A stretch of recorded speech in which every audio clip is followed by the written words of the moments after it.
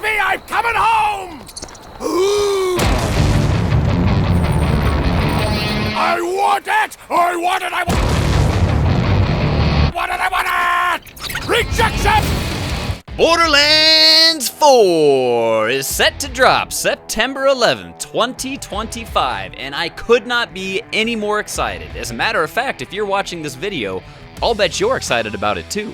But have the developers made a game that will live up to the legacy of its predecessors? Who are the new Vault Hunters? And what game mechanics have they added to spice things up? Also, what kind of predictions do I have for this game moving forward, as well as added content, new characters and DLCs, as well as max player levels? Stick around and you'll find out. But before we get too far, we're going to take a little walk down memory lane and find out how Borderlands blew up into the game that it is today, why it's so important to its fans, and the fact that this game has a very special place in my heart.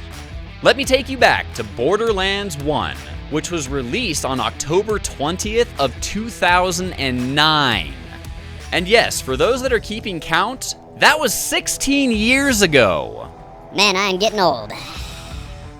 In this post-apocalyptic shoot-and-loot world, you were introduced to your very first set of Vault Hunters. Firstly, there was Roland the Soldier and his turrets. He wasn't necessarily my favorite character to play as, but he did become one of the main characters and a character that you would later see in Borderlands 2.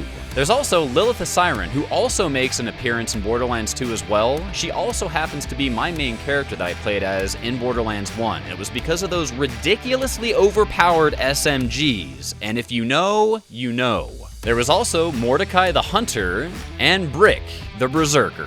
Borderlands 1 also introduced probably the most iconic character that Borderlands has made to date, that has made an appearance in every single one of the Borderlands since, and that absolute legend is Claptrap. In Borderlands the pre-sequel, you even get the ability to play as this trash-talking charismatic robot. However, Borderlands the pre-sequel was not as popular to fans, including myself, as Borderlands 1 and 2, as a lot of us felt as though Borderlands the pre-sequel was rushed and it lacked content. Rest in peace, Borderlands the pre-sequel, you tried. Moving on, Borderlands 2 was then released in September the 18th, 2012, which is still 13 years ago. There's no way it was that long ago, right?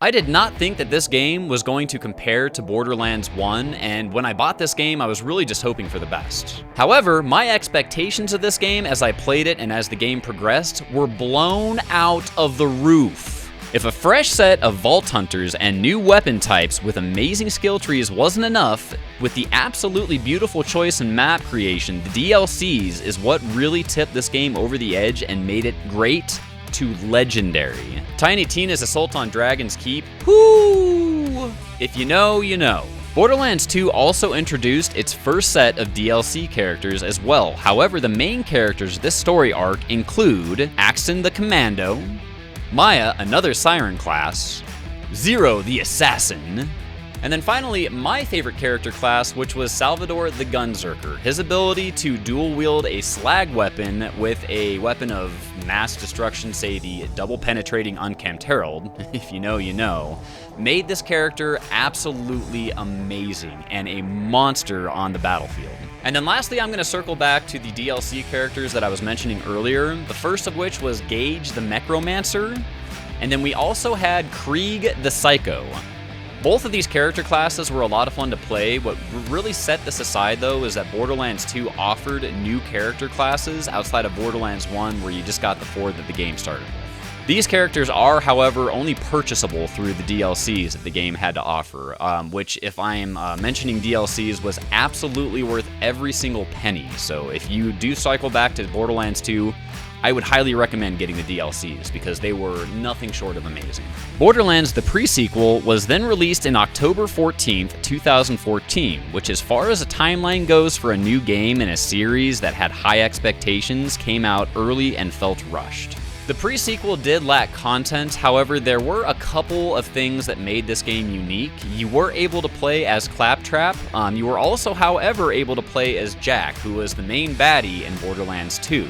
Fans of this series and this game, however, were disappointed because of the lack of content and really just kind of left us in a place of wanting to just wait for Borderlands 3 to come out. Again, I did want to mention the pre-sequel simply because the series was absolutely amazing, and I think the developers do an amazing job with the game, but there was just a lot left to be desired for Borderlands the pre-sequel, unfortunately. Borderlands 3 was then released in September 13th, 2019. Borderlands 3 differentiated itself from Borderlands 2 with significantly improved gunplay, adding mechanics like sliding and mantling that made movement feel more fluid and modern, along with distinct gun manufacturer traits and sound effects. It also introduced more Vault Hunters, offered higher legendary drop rates, and featured a more complex endgame with takedowns and trials.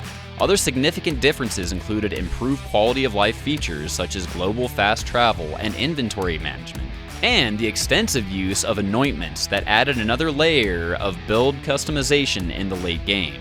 The 4 playable characters, or Vault Hunters, in Borderlands 3 are Amara, the Siren, Flak, the Beastmaster, Mose, the Gunner, and Zane, the Operative.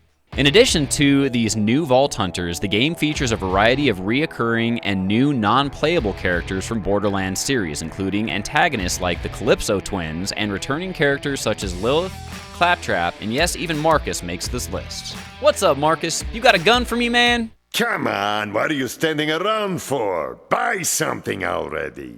And now we have Borderlands 4, available September 11th, 2025. Borderlands 4 features 4 new playable heroes at launch. Our first Vault Hunter is Rafa, the Exo Soldier. This character looks like a classic slice and dice 'em up character, and I cannot wait to hit the battlefield and max all of their stats out to see what they can do.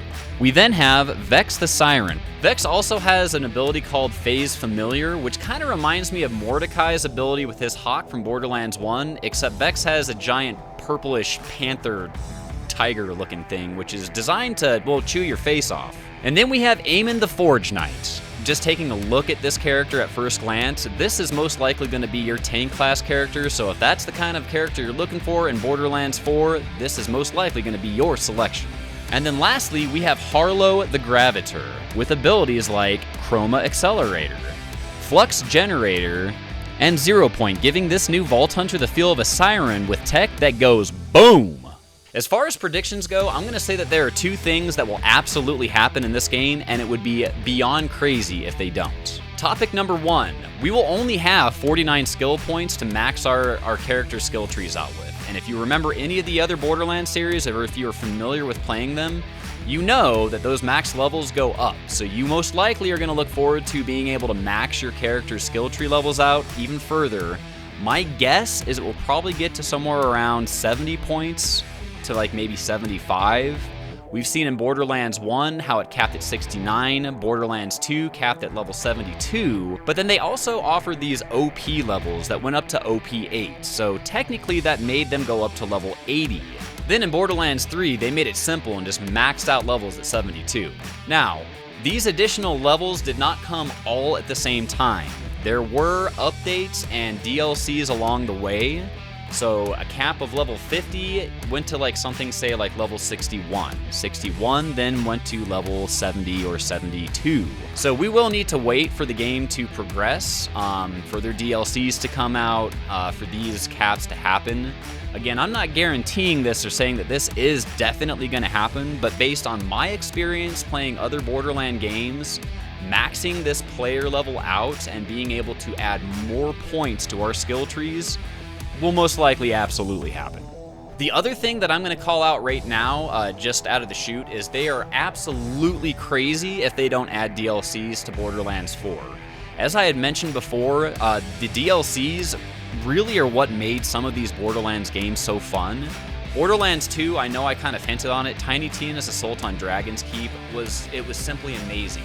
It offered new enemies, it offered more of a loot pool, it offered more things to do for the community and the fans to engage in, and I cannot see Borderlands 4 not adding DLCs to their game.